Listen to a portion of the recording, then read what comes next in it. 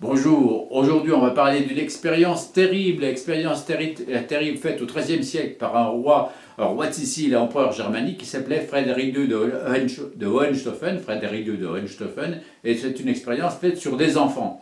Alors cette expérience terrible, comment est-ce qu'on la connaît? On la connaît parce qu'elle a été relatée par un moine franciscain qui s'appelait le frère Salam Béné d'Adam et qui s'est promené pendant toute cette période-là dans toute l'Europe. Et il a eu vent de cette expérience menée sur des enfants par Frédéric II de Hohenstaufen. En quoi consistait cette expérience? Expérience terrible, vous allez voir. Frédéric II voulait s'assurer du langage, voulait savoir quel était le langage spontané parlé par les bébés. Et pour ce faire, il a demandé à des nourrices de s'occuper d'un certain nombre de bébés, de s'en occuper, mais sans leur parler. Sans leur parler.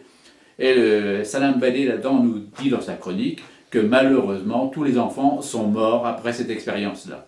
Alors, quelle conclusion on peut en tirer? Est-ce que ça veut dire que lorsqu'on ne parle pas à un bébé, il peut mourir? Ça n'est pas aussi simple que ça. D'abord, il faut relativiser tout ça, voir le contexte de l'époque. D'abord, faire des expériences sur des bébés, c'est lamentable, mais il faut savoir que malheureusement, au Moyen-Âge et pendant longtemps, le statut de l'enfant n'était pas celui d'aujourd'hui. L'enfant n'était pas du tout considéré de la même façon. En dehors de cela, est-ce que la seule absence de langage peut être un vecteur mortifère pour l'enfant? Non, non. Il faut d'abord, je pense que dans l'expérience qui nous est relatée, certainement il n'y avait pas que ça. Je pense qu'il y avait en dehors de cette absence de langage, les soins n'étaient pas exactement ceux qu'ils auraient dû être.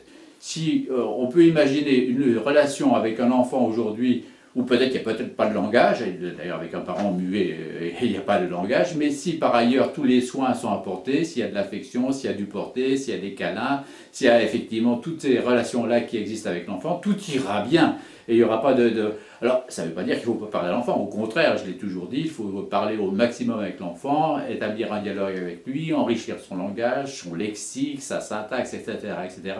Établir un dialogue avec lequel on va pouvoir échanger par la suite. Il est important, mais il n'est pas un vecteur essentiel. Mais on voit que l'histoire, comme ça, nous relate certaines expériences véritablement effrayantes d'une certaine façon, que ce sont des expériences relatives dans un contexte très particulier dont on ne peut pas tirer aucune conclusion. Donc Frédéric II de Hohenstaufen ne savait pas quel était le langage spontané des enfants. Et pour nous, heureusement, aujourd'hui, nous avons dépassé tout cela et nous savons qu'aujourd'hui, l'enfant est pris en considération dans toute sa globalité. Et c'est tant mieux pour lui et pour nous. À très bientôt pour une autre chronique. Au revoir.